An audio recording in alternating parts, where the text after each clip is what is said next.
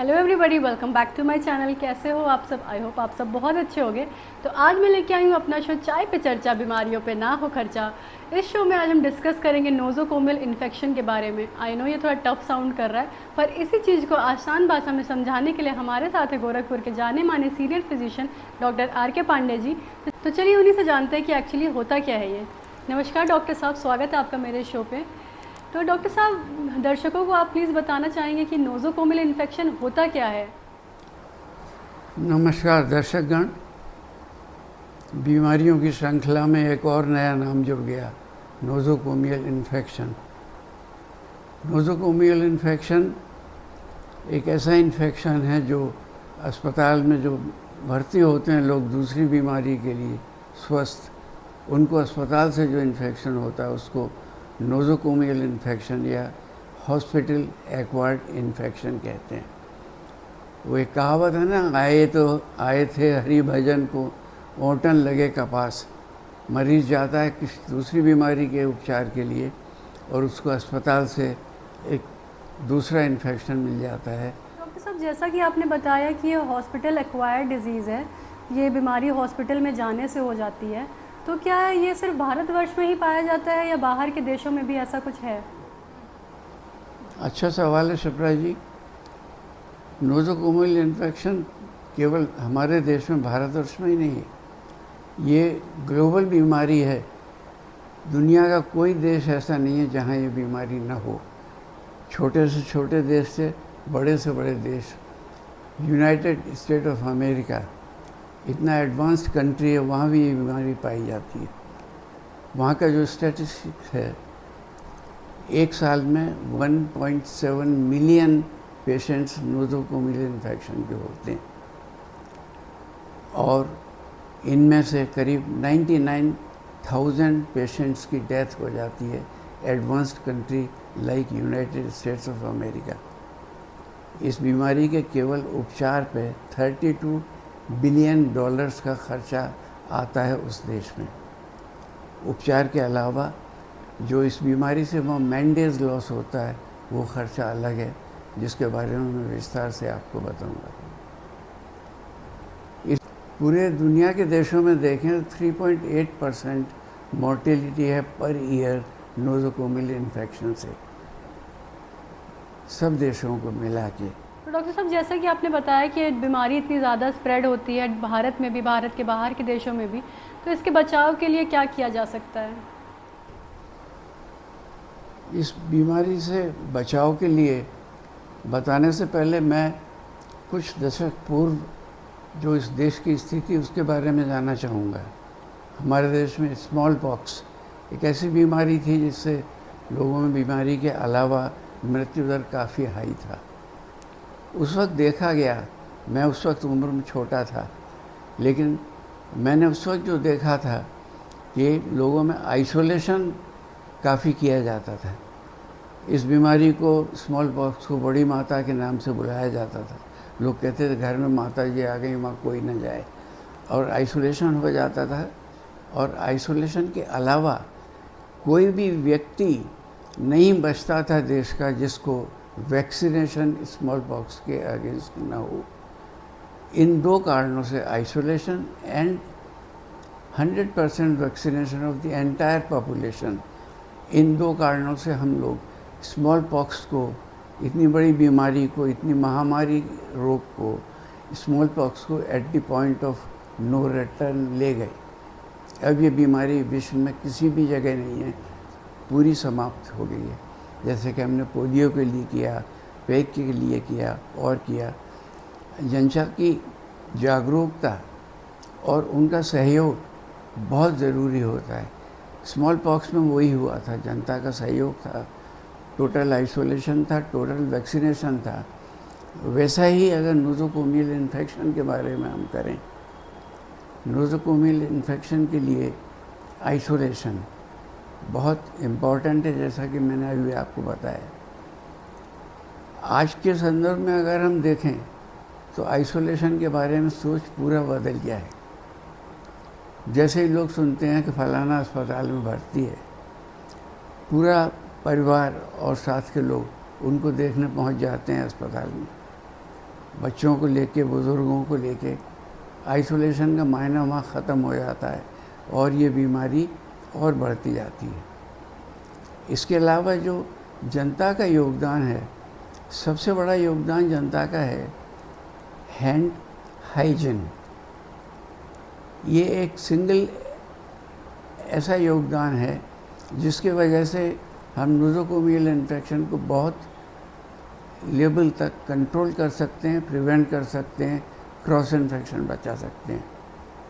लेकिन देखा यह गया है कि ये सिंपल चीज़ कि आदमी हाथ धोए, बार बार हाथ धोए, किसी इन्फेक्टेड और ऑब्जेक्ट को छुए, किसी से हैंडशेक करे, छींके, ये करे, तो इससे ड्रॉपलेट इन्फेक्शन फैलता भी है, आदमी के हाथों में आ जाता है।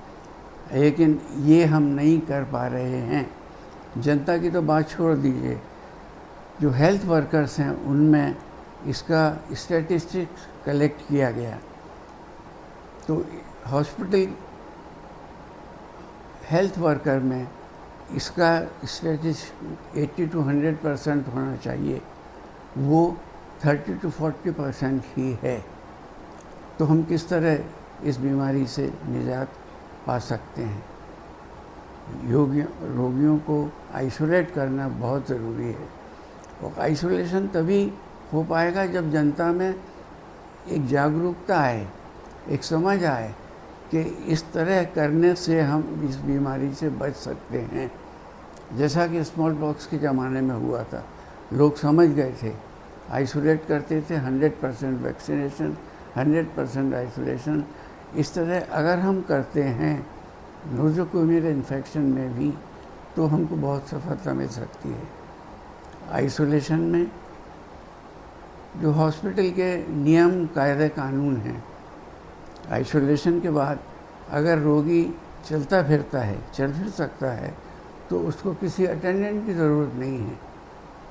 अगर चलने फिरने में असमर्थ है तो उसको एक अटेंडेंट दिया जा सकता है, और अगर स्थिति और ज़्यादा है तो ज़्यादा से ज़्यादा 2 अटेंडेंट दिए जा सकते हैं। वो भी सब मास्क पहने, हैंड हाइजीन को ऑब्ज़र्व करें strictly. I repeat, hand hygiene by far is very, very, very important apart from vaccination and other sources of protection that we apply. तो डॉक्टर साहब, क्या नोज़ोकोमियल इन्फेक्शन के मरीज को कोई दूसरा इन्फेक्शन भी हो सकता है क्या? ये एक बहुत ज़रूरी सवाल आपने पूछा शिप्रा जी। एक इन्फेक्शन तो मरीज़ को हो ही गया है, उसके उपचार के दौरान 2 पॉसिबिलिटीज़, 2 इन्फेक्शन की और होती हैं। एक यूरिनरी इन्फेक्शन और एक चेस्ट इन्फेक्शन और upper respiratory tract infection. Urinary infection इसलिए होता है कि वो मरीज़ जो भर्ती है नोज़ोकोमियल इन्फेक्शन के उपचार के लिए, अगर उसको किसी वजह से यूरिन में तकलीफ़ हो तो उसको कैथीटर पास करना पड़े, तो उसको हम अगर हेल्थ प्रोटेक्शन नहीं पूरा करेंगे, जैसा कि मैंने बताया, हैंड वॉश करें ग्लव्स के बाद। आजकल देखा गया है कि एल्कोहलिक एंटीसेप्टिक से लोग हाथ धो लेते हैं और समझते हैं कि ये हमने हाथ हमारा स्टेराइल हो गया। ये धारणा बिल्कुल गलत है।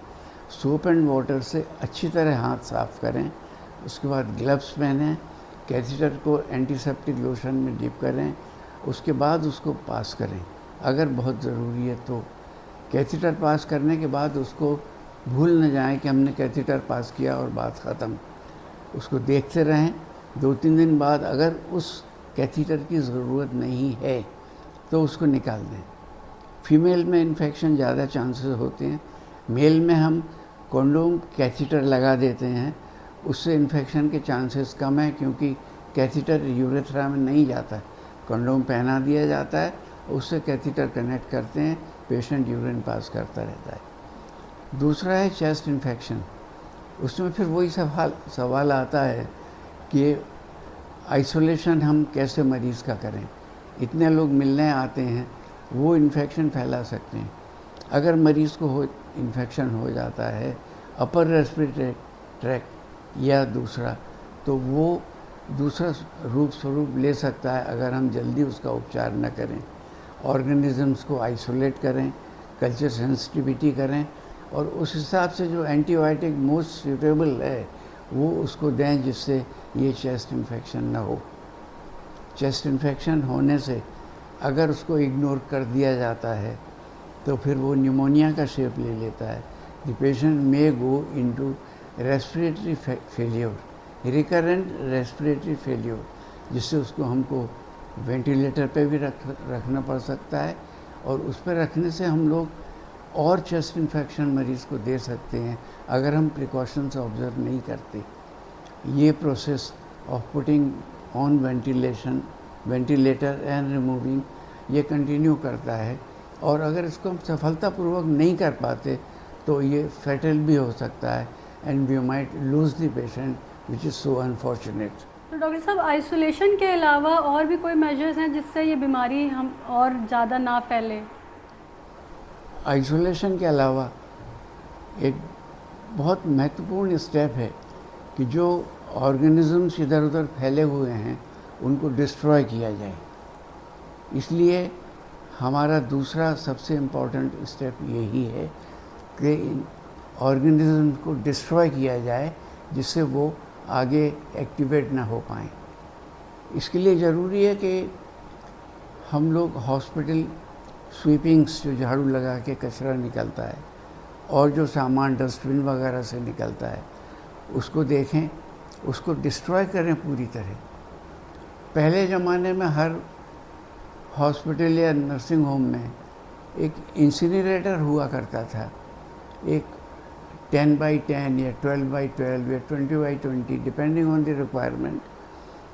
उसमें हम लोग ये इन्फेक्टेड मटेरियल डाल दिया करते थे और जला दिया करते थे। वो जलता रहता था, हम लोग उसमें ये सब गार्बेज और दूसरी चीज़ें डालते रहते थे, वो जलता रहता था और वो डिस्ट्रॉय। आजकल उसका प्रचलन देखने में नहीं आता। आजकल हम लोग गार्बेज, हॉस्पिटल स्वीपिंग्स और दूसरी चीज़ें डिस्ट्रॉय करने के लिए म्यूनिसिपल कॉरपोरेशन या नगर निगम को देते हैं। वो जाके उसको किसी जगह या तो डिस्ट्रॉय करते हैं, जलाते हैं, गाड़ देते हैं, जो भी वो करते हैं वो करते हैं। लेकिन अगर हम उस इन्फेक्शन को डिस्ट्रॉय नहीं करेंगे तो वो रीइन्फेक्ट कर सकता है लोगों को। इसके लिए एक स्टेप और है, जैसा कि मैंने बताया, यूरिनरी ट्रैक्ट इन्फेक्शन के अलावा चेस्ट इन्फेक्शन बहुत ड्रेडेड कॉम्प्लिकेशन है। इसके लिए जब ये शुरू हुआ उसी वक्त अगर हम एंटायर पॉपुलेशन को इन्फ्लुएंजा वायरस या इन्फ्लुएंजा के लिए वैक्सीनेट करके पूरी पॉपुलेशन को प्रोटेक्ट करें तो ये इन्फेक्शन बहुत ज़्यादा डिग्री तक कंटेन किया जा सकता है, रोका जा सकता है और एक हर्ड इम्यूनिटी डेवलप होती है। हर्ड इम्यूनिटी मतलब अगर हम 80% पॉपुलेशन को, 100 में से 80% पॉपुलेशन को अगर हम प्रोटेक्ट कर लेते हैं तो 20% पॉपुलेशन अपने आप प्रोटेक्ट हो जाती है। इसलिए अगर हम वैक्सीनेशन टोटल करें, आइसोलेशन टोटल करें, हैंड हाइजीन और दूसरे प्रोटेक्टिव मेजर्स को टोटल एडॉप्ट करें, तभी इस बीमारी से छुटकारा पाया जा सकता है। एक और बात मैं कहना चाहूँगा, इस बीमारी के इलाज के लिए तो अलग खर्चा होता है। इस बीमारी के प्रोटेक्शन के अलावा जो हम उपचार करते हैं उसका खर्चा तो अलग होता है, लेकिन जो मरीज़ बीमार होता है he goes out of job, Mendes loss, that is more important. It involves country's economy. It reduces productivity. एक एग्ज़ाम्पल मैं दूँ, अगर किसी यूनिट वर्किंग प्लेस में 100 लोग काम कर रहे हैं और वो एक महीने में 80-85 लाख रुपए कमा के उस यूनिट के मालिक को देते हैं, अगर उसमें से 25 लोग आउट ऑफ जॉब चले जाते हैं तो हमको एनालाइज करना है कितना मेंडेज लॉस हुआ। उसके हिसाब से उस यूनिट की प्रोडक्टिविटी, अर्निंग कैपेसिटी सब कम हो जाती हैं। इसके बारे में स्टैटिस्टिक्स ज़्यादा नहीं मिला, मैंने यूएसए के उसमें भी देखा, मोर्टेलिटी रेट तो उन्होंने बताया लेकिन mandays loss, this is very important. जो लोग काम पे हैं वो जितने जल्दी काम पे लौट सकें, ये हमारे लिए एक बहुत महत्वपूर्ण काम है। मैंडेज लॉस को बचाने से हम लोग बहुत कंट्री की इकोनॉमी को और दूसरी चीज़ों की मदद कर सकते हैं। शिप्रा जी। डॉक्टर साहब, आपने हमें इतनी महत्वपूर्ण जानकारियाँ दी इस बीमारी के बारे में, तो मेरा आखिरी सवाल आपसे ये रहेगा कि क्या जनता इसमें योगदान कुछ दे सकती है अपना? हाँ शिप्रा जी, जितना चिकित्सा विभाग, जितना हेल्थ वर्कर्स और हॉस्पिटल का ट्रीटमेंट, जितनी दवाइयाँ, ये सब तो अलग हैं, लेकिन इसमें प्रशासन का एक बहुत महत्वपूर्ण काम है कि वो जनता को एजुकेट करे बाई ऑडियो विजुअल मीडिया। जनता को ये बताए कि अगर उसका योगदान होगा, जनता कोऑपरेट करेगी, हर तरह से प्रशासन के साथ जो भी वो एडवाइस देंगे, इंस्ट्रक्शंस देंगे, उनको फॉलो करेगी। तो ऑडियो विजुअल मीडिया से हम न केवल जनता को एजुकेट करें, स्कूल्स में, कॉलेजेस में, ऑफिसेज में, हर जगह जहाँ लोग इकट्ठा होते हैं वहाँ इस बात का प्रचार प्रसार करें कि अगर हम ये प्रिकॉशंस लेंगे तो इस बीमारी को स्मॉल पॉक्स की तरह at the point of no return लिया जा सकता है। और ये हमारा उद्देश्य है, लक्ष्य है, न केवल नोज़ोकोमियल इन्फेक्शन के लिए पर हर ऐसी बीमारी के लिए जो मोर्टेलिटी, मॉर्बिडिटी, प्रोडक्शन और हर तरह से नेशन का नुकसान करती है। बहुत बहुत धन्यवाद डॉक्टर साहब, जो आपने हमारी नोज़ोकोमियल इन्फेक्शन को लेकर इतने सारे डाउट्स क्लियर किए। आई होप आपके लिए ये सेशन अच्छा रहा हो, यूज़फुल रहे, आपको भी ये जानकारियाँ आपके भी लाइफ में बहुत काम आए। तो अब बने रहिएगा मेरे साथ, आगे भी मैं ऐसे वीडियोस लाती रहूँगी, देखते रहिएगा। तो वीडियो पसंद आए तो इसे लाइक करिएगा, शेयर करिएगा और मेरे चैनल को सब्सक्राइब करिएगा। थैंक यू दोस्तों, बाय बाय।